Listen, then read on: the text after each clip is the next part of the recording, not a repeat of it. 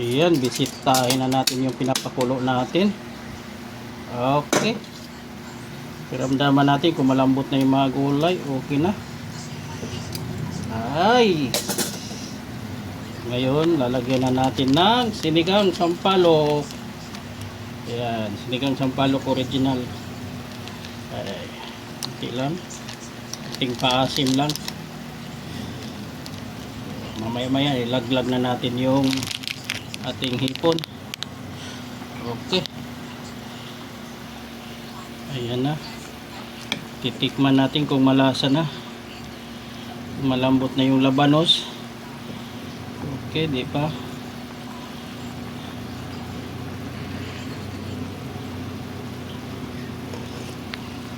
Okay na. Pasok na sa panlasa. Ito, ilaglag na natin ang ating hipon. Ayan. Mga 5 minutes. Pupula na yan. Oh. Ganito lang kasimple magawa ng sinigang ng hipon. Sa mga hindi pa nakakalam, pero yung tayong nakakalam, hindi to para sa inyo itong video.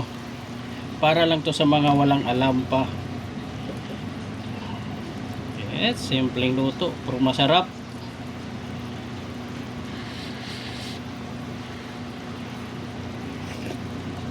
Okay. Panalong panalo na yung lasa. Takpan muna natin.